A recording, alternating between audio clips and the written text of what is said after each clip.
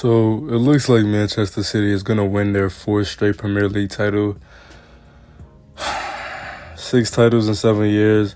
Only team to ever four-peat the league, and they're not really showing any signs of stopping.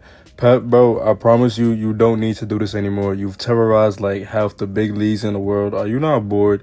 Fuck, bro, he annoying as hell. An alarming amount of people are celebrating the fact that Arsenal won't win the league, and sure, I understand old rivalries and all that, but for many others, the worst part about City winning the league 4 times in a row is the fact that it raises questions about the Premier League's biggest draw, the variety. There's one phrase that gets brought up the most, and it's one of the most commonly used phrases in the football community: Farmers League. Do I agree with the fact that City is turning the Prem into a Farmers League?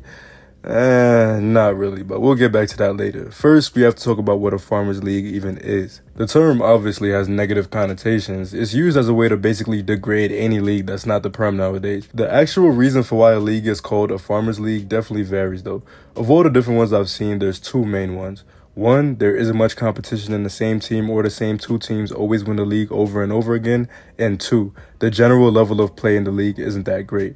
Both valid reasons to look down on a league, I guess. However, I do think the term Farmers League is heavily overused, and people often unfairly use it to try to discredit players who deserve more respect. For one thing, I think the variety of league winners isn't as important as people make it out to be for a couple different reasons. If City win the league next weekend, they'll get their 6th league title in 7 years. By that logic, the Prem would technically be considered a quote-unquote Farmers League. However, the Prem still has had the most consistently entertaining title races by far. For most of the last half-decade, Liverpool and City title races provided some of the most insane final weeks we've ever seen. Liverpool literally got 97 points and lost the league in 2019 on the last day, then lost it on the last day again in 2022. This season is going to the last day again, and though pretty much everyone thinks City will take it, the last couple months have still been highly entertaining. The overall league isn't boring. City is just always a slight step above the second best team. On the other hand, Serie A had 4 different winners from 2019 to 2023, and nobody has went back-to-back since Juventus' 9 straight titles. I don't think anyone will call Serie A the best league in the world because of their variety, though. There's too much other context that goes into title races and league winners to just base the competitiveness and toughness of a league off of how many different winners there have been. On to the second point though, and this is the interesting one. The term Farmers League gets thrown at leagues for poor level of play, but when you really look at it, how much of those criticisms are just bias? Both sides of the argument do have valid points, don't get me wrong. I think the main issue is that most people who argue about these kinds of things refuse to acknowledge that it's possible for multiple things to be true at the same time. Yes, it's true that the Premier League probably is the best from top to bottom. Don't get me wrong, Sheffield United is just as doo-doo as Almeria or Salernitano or one of the other bottom feeders in the top 5 leagues. But mid to low table teams in the Prem are a lot more respected than those in other leagues. A team like Arsenal or Liverpool rolling up to Palace or Wolves away and losing is a lot less crazy than Bayern pulling up on Bochum and getting tossed. Sure, they're still expected to win, but y'all get what I'm saying. If you put a game like Bournemouth versus Fulham in front of somebody and then put a game like Osasuna versus Alaves, I promise the majority of people are probably picking the Prem game to watch. It's okay to admit that. At the same time though, that doesn't make the rest of the leagues Farmers Leagues automatically. The most annoying thing is when people say that about La Liga because it doesn't even make sense. I think a lot of fans are confusing entertainment with actual quality. Sure, it's true that compared to the Prem, La Liga is a lot more defensive and scores a lot less goals in general. That does contribute to why so many people prefer the Prem. The low block heavy football in Spain isn't that appealing to some other fans. There's less scoring nowadays. Games kind of feel like a drag sometimes. But does that really make it a Farmers League?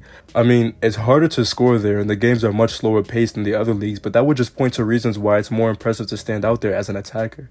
The reverse is the same for a league like the Bundesliga, where defending is really just hopes and dreams at this point.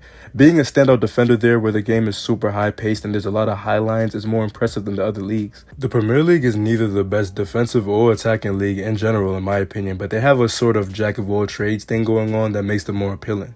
You don't have to be a fan of attacking or defending football specifically to watch the Premier League because they don't lean in any particular direction. They also have the competition aspect down packed with entertaining title races despite City's recent monopoly. They have the marketing too. The Prem pretty much has an advantage in nearly every way when it comes to viewers and audience, but when it comes to quality of football alone, the gap isn't as ridiculous as people make it out to be. I still think the Premier League is generally the best league in most ways, but head to head against other leagues in European competitions, I mean, the records speak for themselves. There isn't some all-powerful domination from England against the rest of the continent. It's clear that England is just the most appealing league in numerous ways and has the highest number of competent teams. That doesn't make the other leagues all Farmers Leagues. I've always hated that term when it comes to any of the top 4 leagues specifically. Ligue 1, I'll give it to y'all with them. I'm not gonna lie. I don't really watch them like that. Trying to shit on the Spanish league while England shit themselves against La Liga teams in Europe year after year is ridiculous. The Prem may be better to watch or more entertaining, but none of those things equal quote-unquote Farmers League for Spain. In the last 5 years, Spanish teams have clashed with English teams 15 times in the UCL knockouts. Spain has come out on top 9 times, while England has only managed 6 wins. You could try to use the angle that it's just Madrid and Atletico carrying La Liga, but when you go down to the Europa League, not much changes. Sevilla's been beating up United in the Europa League for the last few years like they owed them lunch money. Even last year they were 12th and still crapped on 3rd place United. Villarreal had that run where they beat Arsenal and United in the semis in the final and they were 7th that season. Sure, we were 8th that year, but United was 2nd.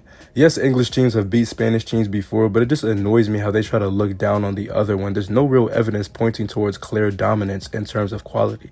As a matter of fact, the evidence points in the opposite direction. It's been like 2 decades since a Premier League team has beat a La Liga team in a major European final. I feel like I've been kind of ranting, but I don't care. This is one of those topics that irritates me a little bit. The main reason it annoys me so much is because every time we talk about signing players, especially as an Arsenal fan, we hear the term PL proven, meaning they've proven they can excel in the Prem.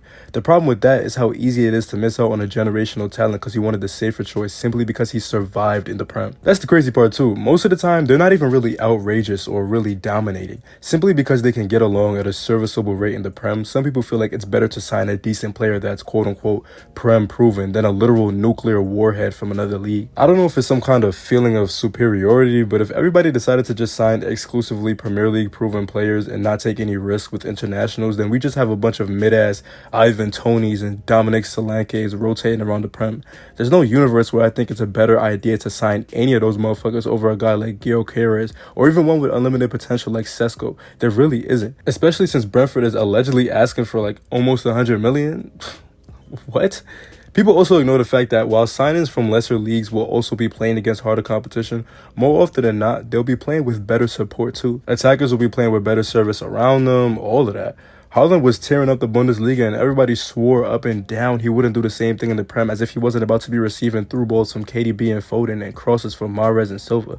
Come on, bro. Let's be serious here. Don't get me wrong. There's times when players have flopped because they couldn't deal with the physicality or better defending in the Prem, but more often than not, players who get flop accusations have other factors.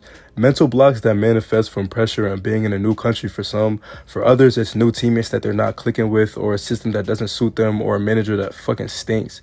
It's not as simple as quote-unquote better league, shit player. That's kind of an oversimplified way of looking at things. I feel like a lot of people believe that the league difficulty is the most important factor when it comes to players, but most of the time it's not. Usually you can tell when a player is above the caliber of their league. The far more important factor is how well a player fits into a team. Confirmation bias makes it worse too. People love bringing up players from other leagues that failed when they came to the Prem, but ignore players that failed after leaving the Prem and going to those quote-unquote farmers leagues.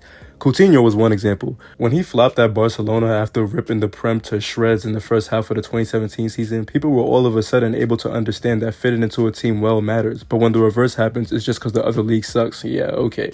Sané was dirt when he first arrived in Germany, and it took him time to find his footing. But nobody's going to turn around and say the Prem is a farmers league because he was violating motherfuckers over there. Why? Because it's not true. When it comes to Farmers League arguments, Havertz is a player that gets mentioned a lot because he dominated the Bundesliga but couldn't crack it at Chelsea. However, now he's at Arsenal working wonders for Arteta and he helped drive Arsenal in the title race. Now imagine all the other players who joined an awful system but instead of seeking a new one, they gave up and left England. There's way more situations like this than people think, and it's created this mythical image of what the Premier League is. Assuming the league level is the reason for a player's failure is just lazy. Imagine if Salah and KDB never came back after initially coming to the Prem and then leaving after a disappointing spell at Chelsea. What would the narrative around their careers have been? Oh, good players who couldn't crack it at the best league in the world, or solid players who were great in lesser leagues but not Premier League level. Really think about it. We're judging the quality of the best leagues in the world off of undeveloped stars in their early 20s. I don't know. I honestly feel like this is just a case of people picking and choosing what they want to remember. The Bundesliga is apparently a farmers league because Sancho flopped at United before going back to Dortmund, but we're just going to ignore Firmino, one of the best Brazilians in Prem history, Haaland, who's about to win 2 straight golden boots after coming from Dortmund, Son, who came from Leverkusen, there's KDB, obviously, Aubameyang too, like, come on. The fact is that some clubs can't properly develop young players and some can. Some players can't handle higher physicality and some can. Some players aren't given enough time to adjust and some are. I just hate when everything gets boiled down to he only looked good because he played in a farmers league. Most of the time, it's not that simple. I don't know. Let me know what you think in the comments. I know there's a lot of y'all who watch leagues besides the Prem, so y'all probably understand exactly what I'm saying here. Thanks for watching, and thanks for 2,000 subscribers, y'all, by the way. I appreciate that a lot. I'm gonna see y'all next time.